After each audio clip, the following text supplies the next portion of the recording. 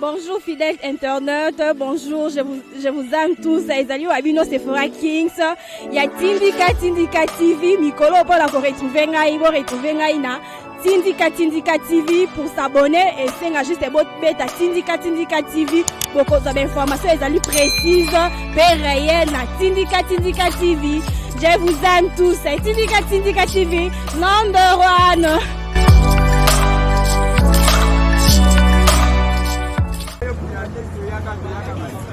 Chers internautes, on est là en direct marche, c'est-à-dire tout le monde a pas eu la propos et direct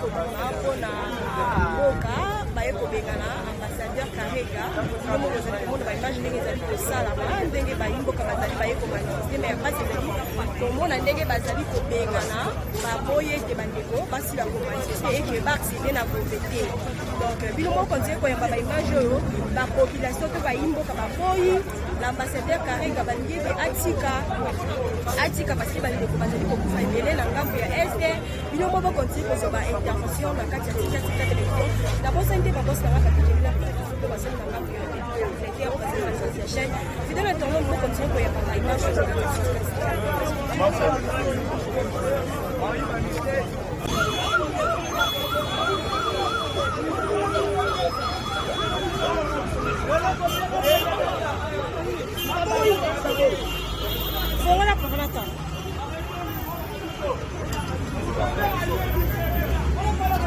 c'est quoi les soucis en fait, messieurs?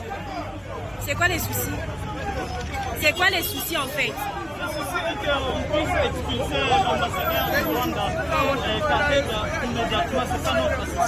Apparemment j'ai vu des policiers qui vous menacent, hein? Oui, vous l'avez vu de vous-même, vous êtes sur le terrain, vous l'avez constaté. Nous on n'a pas les mots à dire. Ok.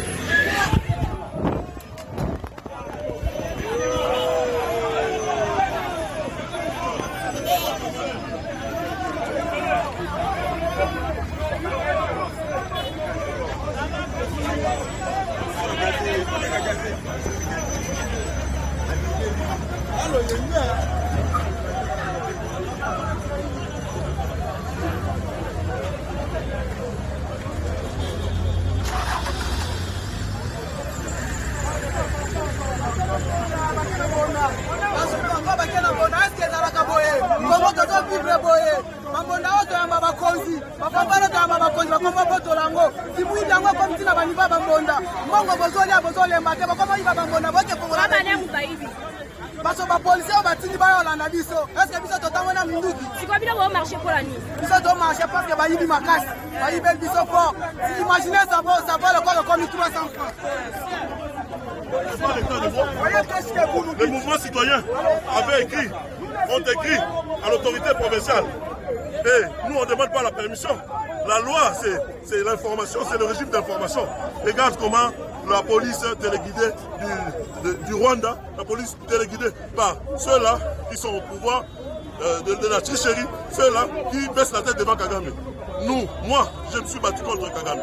Le président Martin Fayulu m'a envoyé ici pour être derrière les citoyens, le mouvement citoyen qui honore le Congo. Ces jeunes gens honorent le Congo. On va aller jusqu'au bout. Nous sommes là.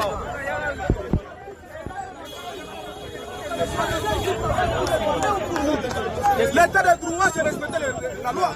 Nous, on a respecté la loi. Mais est-ce que les policiers s'y respectent la loi? Nous avons le même qu'on doit déposer au ministre des Affaires étrangères. Pourquoi nous empêcher de ne pas arriver au ministre des Affaires étrangères? Nous disons qu'Arega doit quitter. Cela prouve que c'est le Rwanda qui nous dirige. Cela prouve que c'est le Rwanda qui nous dirige. Cela prouve que les autorités se sont nommées par les Rwandais. Cela prouve que notre pays est occupé. Les Congolais et les Congolais, nous devons nous prendre en charge. Il faut que c'est la fois dernière que nous sortons du pacifisme, qu'on devient maintenant les révolutionnaires et les libérateurs. Et si parce que trop c'est trop. Et si vous n'arrivez pas à votre destination, qu'est-ce que vous allez faire? Nous irons jusqu'à notre destination. Et si ils nous empêchent, nous irons encore là demain et la demain. Jusqu'à ce que Karega puisse quitter ce sol congolais. C'est ça. Ça, c'est le pays de Lumumba. C'est le pays de Kimbambi. C'est le pays de Kimbafika. Si les policiers travaillent pour l'intérêt des étrangers, nous allons répondre que nous avons respecté. Nous sommes dans notre pays. Nous avons écrit à l'autorité en place. L'autorité nous a peuple il faut s'exprimer. Peuple il faut s'exprimer, c'est normal. Hein? Ceux qui vont dire que vous commentez mais le peuple, volonté à peuple, c'est que vous êtes contre le peuple. Que bon il y a relation diplomatique dans Rwanda. Point barre. Hein? Tous les Congolais sont mobilisés. C'est juste une représentation. Mais posons tirer dans nos bagages. Mais pourquoi? Pourquoi? Hein? Tout ça, ici, c'est une ambassade. Bon, vous avez raison. Que non, ambassade, non, tant qu'il y a un ministère, il y a affaires étrangères, pour le recevoir la relation diplomatique, on est quatre. Posons des bagages. Tout ça, les bilonini. Hein? Tout ça contre Bilonde. Tout ça contre Vincent Karangé. Tolobi ete Vincent wana esengela kende. Tosali sitine, bombe biso ba gaz, bombe biso ba balle réel, ba basoki.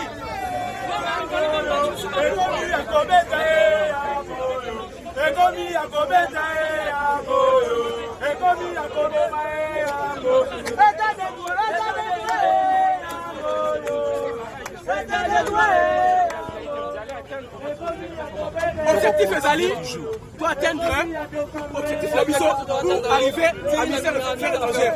Ce qui, la police, pour les censés, il est notre encadré biso. À Boy, à barricader nous allons prendre notre responsabilité et l'option sera la police. So baza ba Congolais ba kosala mambo ba sala te. Vous êtes baza ba filtrer, ba tenir la police ba Rwanda on ka Kabila côté la biso, wa que la soit bon même ça pas élection. Donc so ba Congolais ba tirer biso doit tenir la biso. Est-ce que vous savez? C'est la permission. C'est la permission de biso. Non, la biso d'aller à non, pas permission. Dans le régime information, dans le régime information. Chantili wa za yumike. Chantili so za ba filtrer na côté la police. On konsuka wa Kinshasa. On ça le mieux à côté. Donc ça, il y a une profiter la biso.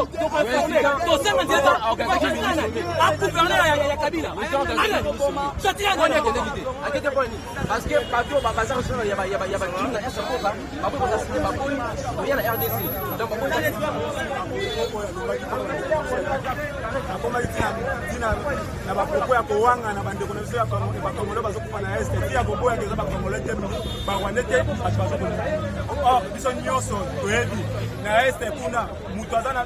mutu azalaka na monopole bagroupe armé nyonso eza Paul Kagame nde atina ambassadeur na ye awa na Kinshasa po aya kodefendre ye biso etanke bacongolais tomoni te ambassadeur wana lokola atiolaki biso olongwa na Kongo akei toorganize marche toinforme Gentili Mbobila lelo tokozala olatinda bapolisier po baya koencadre biso ye lokola maintenant déjà koboma na kotire na Yumbi azwi affaire à Yumbi amemi yango wana Kinshasa bapolisier oyo baza bien placé batina lokola bene batina bango epa bakongole baza melvi oyo toye komarche pacifiquement mpona kosenga karega akende mais tomoni ekomi ya kotire toyebi te bayembelaki biso état de droit yango ekomi nango ya kobeta ya kokanga na ya koempêche bamanifestation pacifique nous sommes pacifiques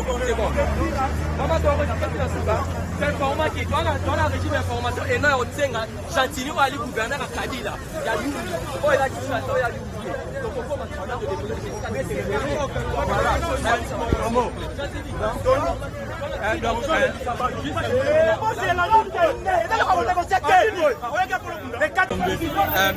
jusqu'à pas aller acheter jusqu'au niveau des ministères des Affaires étrangères. Donc on est prêt parce que vous voyez, donc j'ai proche déjà donc voilà. Donc nous, les policiers, il y a cette position de créer une délégation. Donc ça soit plus une marche, mais on peut plus créer une délégation pour aller déposer nous disons non. C'était une marche, c'était pas un sit-in. C'était une marche, nous allons marcher jusqu'à le ministère du Faire et du Affaires étrangères. Donc voilà, c'est ça qui nous met un peu en contradiction avec la police pour le moment.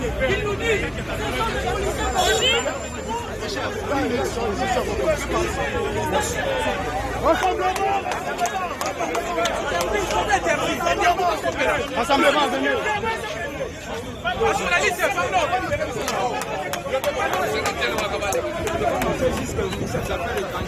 C'est ce ministère qui a la tutelle de la diplomatie en RDC. Et c'est elle qui a la capacité d'influencer l'expulsion de l'ambassadeur rwandais. Il a craché sur tous les morts, il a craché sur toutes les âmes qui sont perdues à l'est du pays. Comme vous le savez, le Rwanda est auteur de plusieurs massacres et génocides à l'est de notre pays. Et il faut que la justice soit faite. Notre moment est tout simple. Dire à la ministre des Affaires étrangères de s'impliquer pour que l'ambassadeur rwandais soit expulsé de ces pays. Le Rwanda n'a pas d'autres personnes respectueuses pour les représenter ici. Ils doivent trouver une personne responsable et digne qui peut représenter leur pays ici. Il est évident que la RDC doit entretenir des relations avec tous les pays, mais ces relations doivent être entretenues par des personnes responsables. Vincent Karega n'est pas responsable puisqu'il a craché sur notre dignité, il a craché sur notre souveraineté. Donc il doit partir. La raison plus simple. Et le président de la République doit s'impliquer pour que la justice transactionnelle soit effective. Tous les auteurs de crimes dans ces pays doivent être jugés. La population a besoin de la justice et ce sont l'effectivité de l'état des droits. Nous avons besoin que la justice soit faite parce que les RDC, les Congolais ont été créés par Dieu pour vivre en paix avec la miséricorde de Dieu et non pour devenir des esclaves mortels des Rwandais de Paul Kagame. Donc l'ambassadeur rwandais doit partir et la Rwanda doit trouver une autre personne qui est digne et responsable pour entretenir les relations entre le Rwanda et le RDC. Merci beaucoup.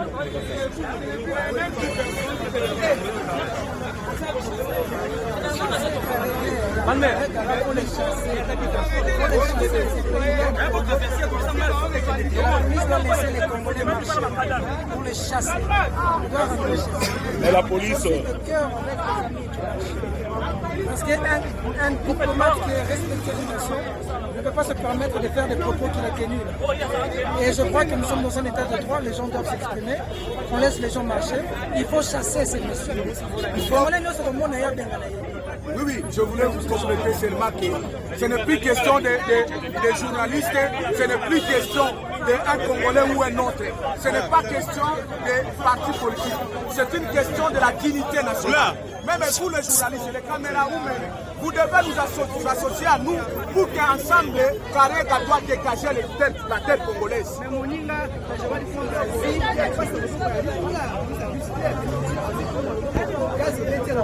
Mais malheureusement, parce que tous la police est vraiment infiltrée, une police au service de l'occupation rwandaise. Parce que cette police-là n'a aucune raison de faire ce chose de faire. Mais tout ça, ça doit nous révolter. Et c'est la vie de nos journalistes, et c'est la vie de nos Congolais, et c'est la vie de nos batailles. Il faut tous la épeler pour se libérer. Dans un système d'occupation. Les lois police, c'est ce qu'on va compléter. Est-ce que comme ça pays étranger? Donc comme il y a un système, il y a Kalina, quand les Belges existaient, donc on ne pouvait pas entrer, les indignés ne pouvaient pas entrer à la Gombe. Donc nous sommes dans un pays où nous sommes occupés parce que les Rwandais vivent à la Gombe. C'est comme ça qu'on doit nous empêcher, nous irons jusqu'au bout. Karega doit quitter. Les 4 ont été à Gombe. Pourquoi on doit nous empêcher de ne pas arriver à Gombe? Or, nous avons écrit au ministère des Affaires étrangères. Le ministre se trouve, son bureau se trouve où? C'est à la Gombe. Pourquoi on doit nous empêcher? Alors que nous avons respecté la loi. L'état de droit, c'est le respect des règles. Pourquoi la police ne peut pas respecter la loi? Nous avons l'accusé de réception du ministre des Affaires du gouverneur qui donne l'ordre de nous empêcher, nous, ici. Donc la police doit respecter l'ordre, doit respecter la loi parce que la loi est au-dessus de tout le monde. Que ce soit la police, que ce soit les chefs de l'État, que ce soit le gouvernement, tous nous sommes censés de se soumettre à la loi. Pourquoi la police ne soumet pas à la loi? Et si la police ne soumet pas à la loi, la police fait une rébellion. Et nous allons aussi nous rébeller.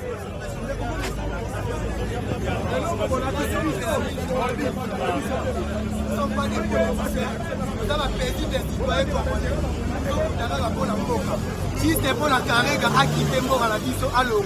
Les autres c'est un nini, le éviter, les gars qui tournent à Liboso sans succès, l'équipe pour la deuxième fois, il y a un commis, va être marche na biso. Et aussi maté jusqu'à présent, nos arara, bakangi d'abandon na biso.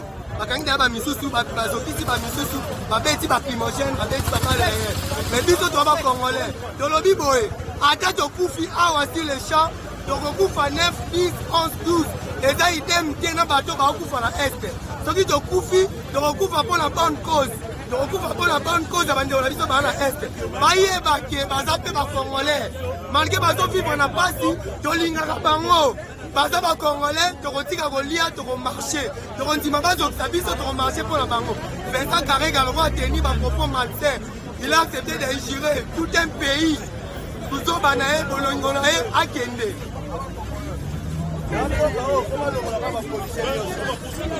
la police na mboko fo balongwa pour les politiques pourquoi pas ces messieurs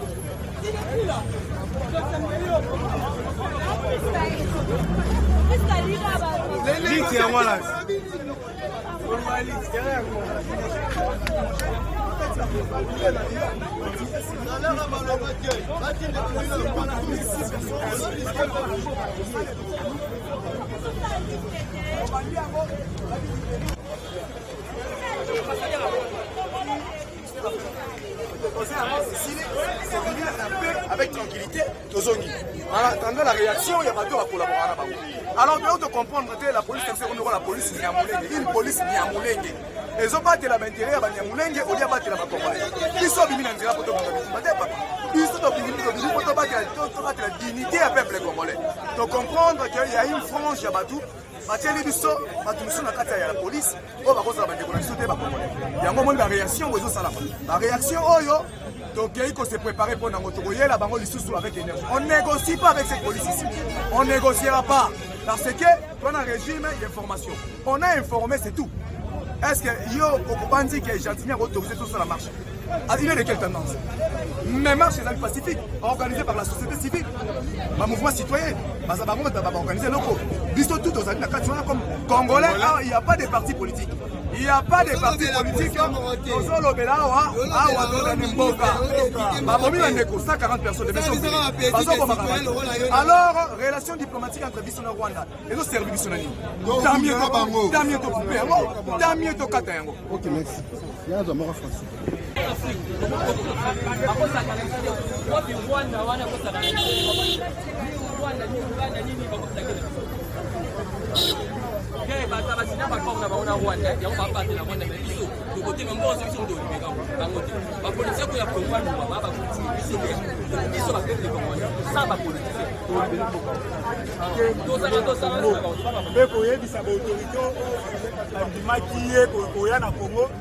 bazongisa ye na malembe nyonso le objectif ya la police a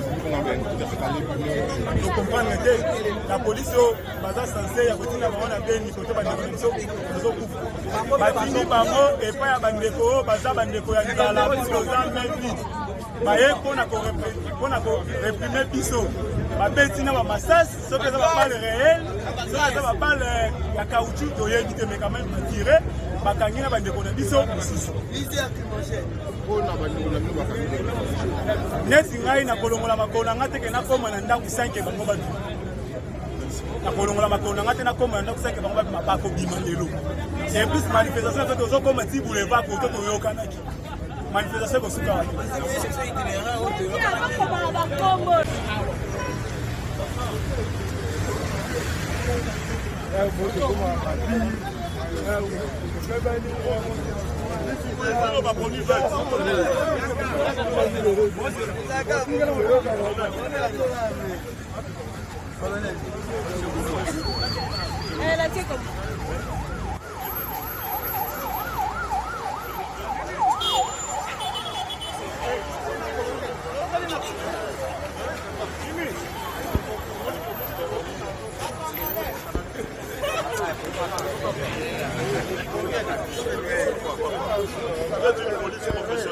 On a trouvé un terrain d'attente. Hein? C'est une police républicaine. Nous sommes attendus.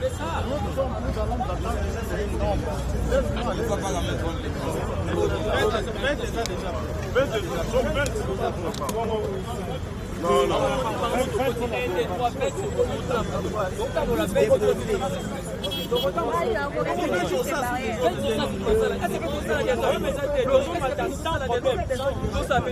Non, pas à pied.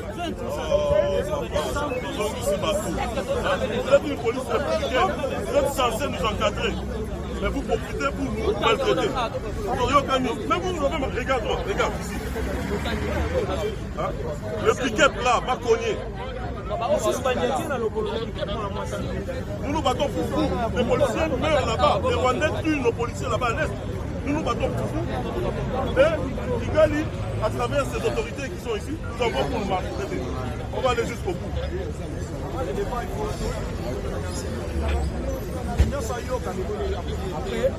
8 millions de morts. 8 millions, papa. 8 millions de morts. Pas qu'elle ne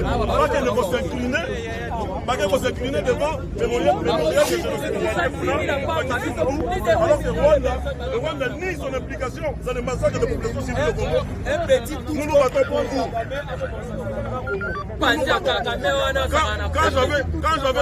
Quand j'avais défié Kagame au Canada, je l'ai fait pour vous. Pour les femmes violées. Mais on est en un coup, on avait gagné. C'était la première victoire du Congo. Nous saluons les mouvements citoyens congolais. Nous saluons cette génération qui s'est décidée de se prendre en charge pour que le Congo recouvre sa dignité. La dignité du peuple congolais.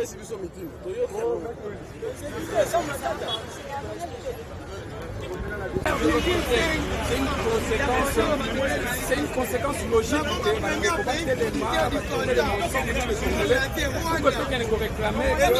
l'ambassadeur rwandais à la place Awate. Les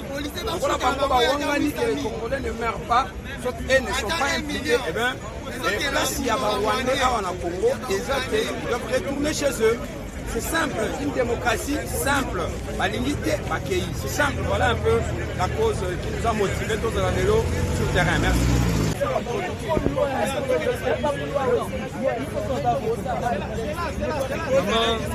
Ils ont vraiment que ce moment malade mais ils ont pas de comment il y a un moment la police la biso ya mboka police wana contribuer à na ba malheur ya ba congolais. On a dit que nous allons simple, il y a un objectif de déposer mes mots. Ils sont tous un mouvement citoyen, ils sont tous non violent. Ils sont tous ils sont tous déposer mes mots parce que l'ambassadeur est indigne à peuple congolais. C'est pour cela qu'on a mobilisé que d'autres éléments pour les Congolais, Oyo, Azana Est, Azwa message, il y a Malamu Keban. Mais bande konaye ba kinwa ba sombi problème wana na kati ya Kinshasa mais ça likambo ya passe. Merci beaucoup. Maintenant ce qu'on le tomoni ko temika animé d'abord.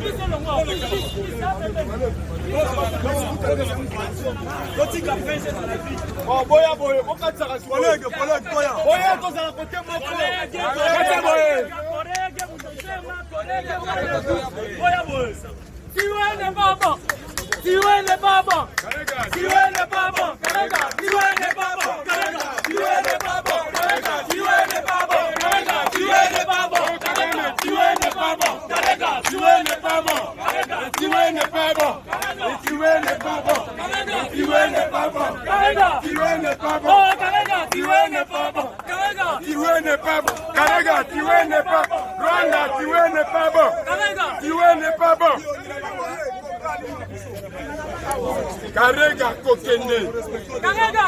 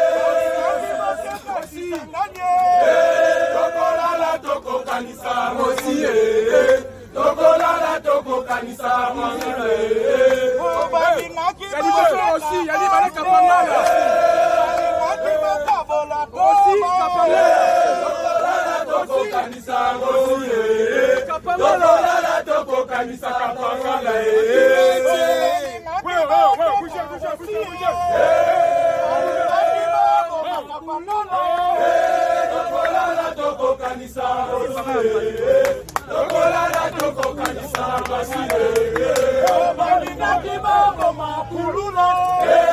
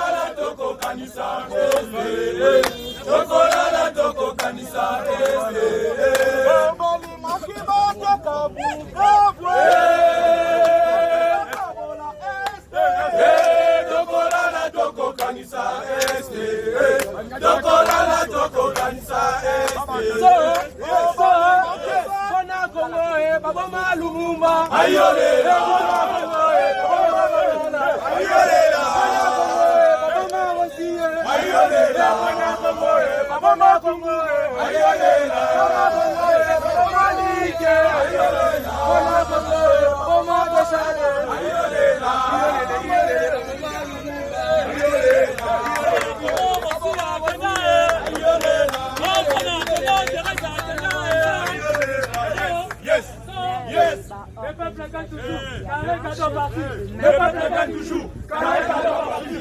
Le peuple gagne toujours. Karega doit partir. Le peuple gagne toujours. Karega doit partir. Le peuple gagne toujours. Karega doit partir.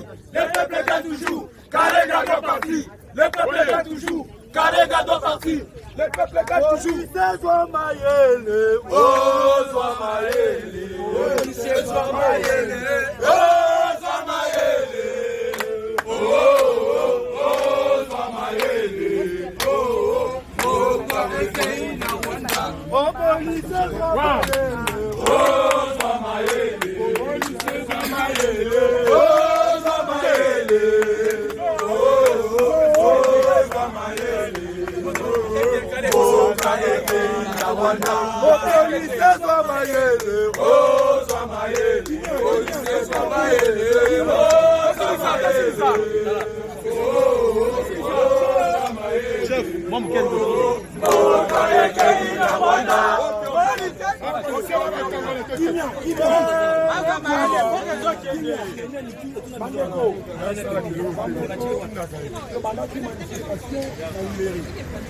Doser répression que kozwa attendre na ba policier et que pour awa de déposer dossier tolebi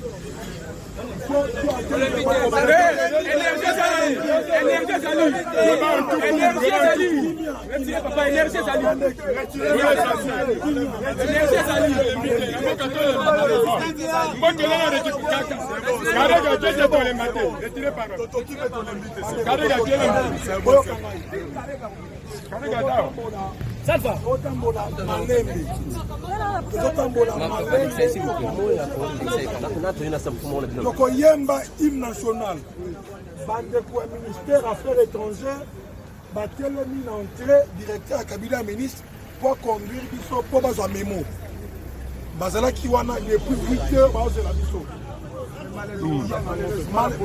yango wana comme tosi tokomi awa tokomola babage toyemba hymne national tosala 3 rangées toyemba hymne malembe na musika te malembe tozoyemba hymne national tokoma wana bandeko bakota tozali bango soki babimi basali bapoint de presse nsima nango tokei toyokani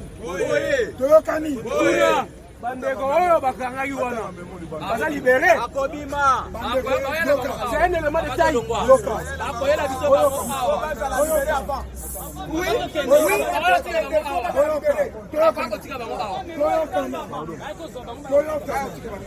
bandeko na biso oyo bakangaki bango bomoni ngati basika monisco esi azwi bango nyonso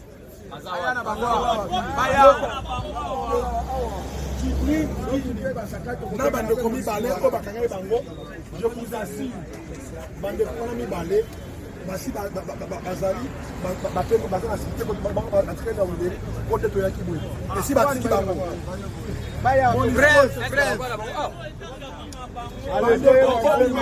atteindre na objectif avant de kende tomona bango tisa na babeli tokota memo et après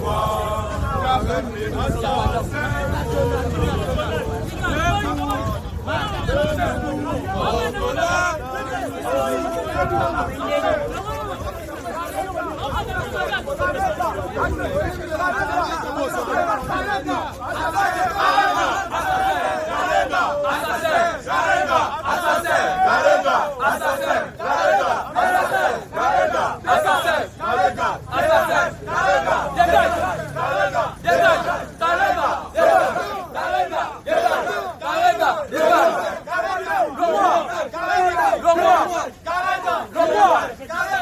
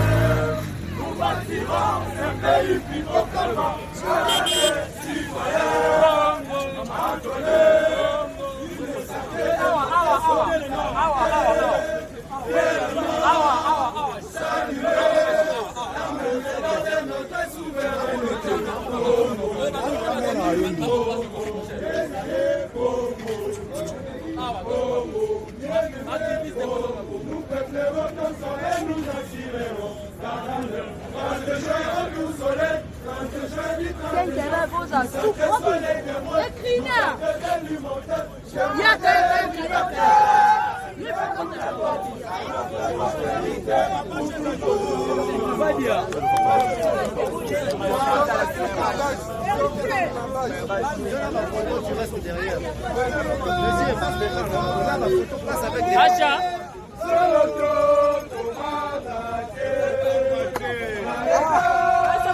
Congolais pena ba komo aussi la vraiment Nzambe. Nzambe. Balusa boy papa. Ah, ina simba kama nduki na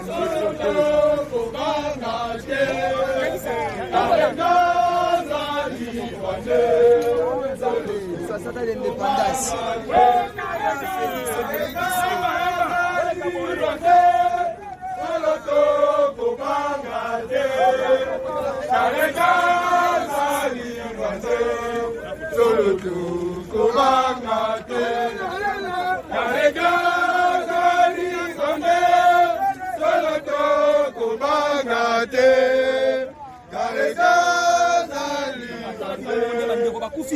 Lipokia bandeko bakufi ensemble mais basali nini ko bakufi ensemble boy est-ce que mboka oyo biso tosala nini mpona ndeko na biso avandi na ye na mboka na ye muta utalibanda tia boma ye tala nde babomi bato amasi est-ce que biso tosalaka boye vraiment biso so tokoti na Rwanda tokoboma Rwanda so tokoti na Rwanda ta lelo tokoekrase bango Omona, yango toloba na Mr. Karega, gare à toi monsieur. Osali sous ambassadeur te na bengo monsieur. Ceux qui les l'ont résisté. Yeba que non, chaque jour tokoza wana tu bible moi sino tambolaka. Tu bana na ba tambolaka. Papa, classe oyo, bana no, ba otanga te. Total yo.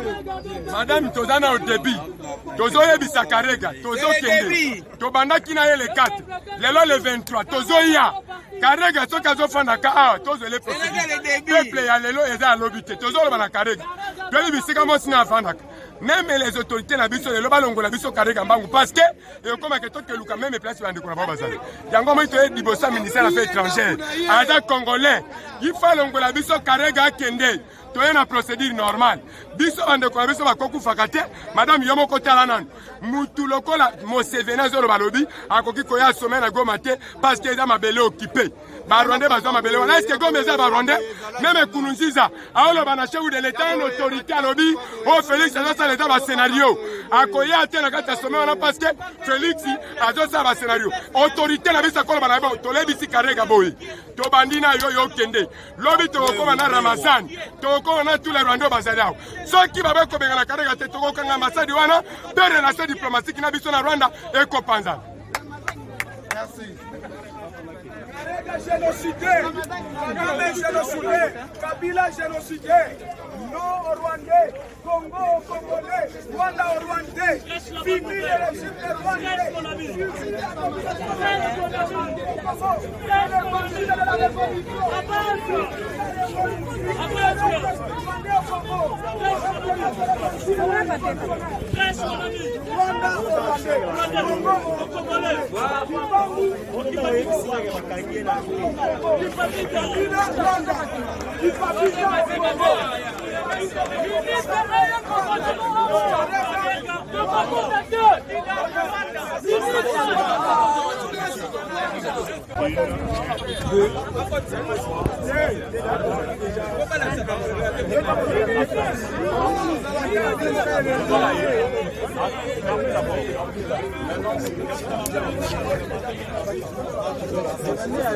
Les gens nous doivent continuer à place à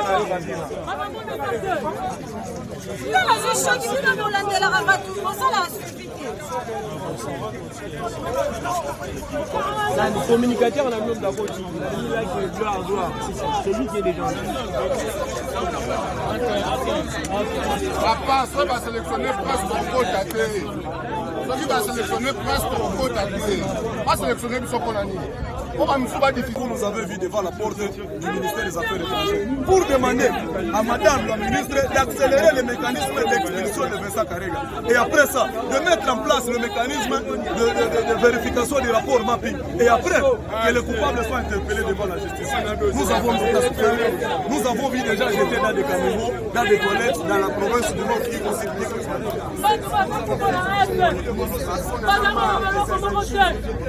À la droite du peuple congolais. Yango tolobi non. Non. Et non. Il doit partir. Aujourd'hui, à 0h, M. Karega a zongi Rwanda. Sinon pas, on va continuer jusqu'au bout.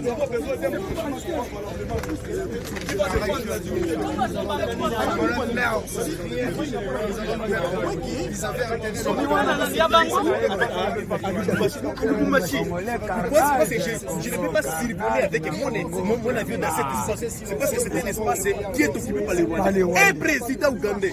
Allez-y comprendre. Un président ougandais. Allez-y comprendre. On peut se délocaliser.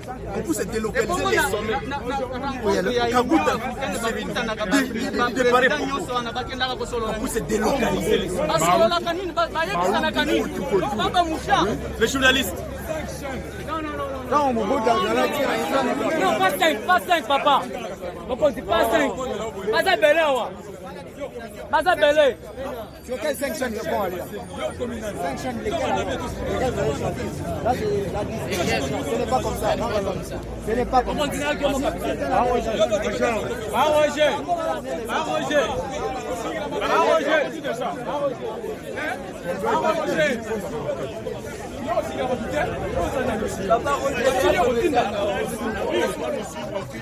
l'interview,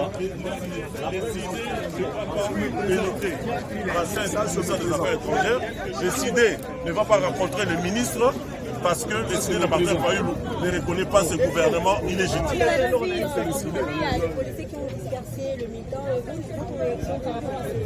Mais ceux qui disent que Fachi a amené, comment on appelle, l'état de droit, mais je vous dis, c'est un rêve. Le jeune de mouvement citoyen avait au préalable informé l'autorité provinciale. Donc nous sommes dans un régime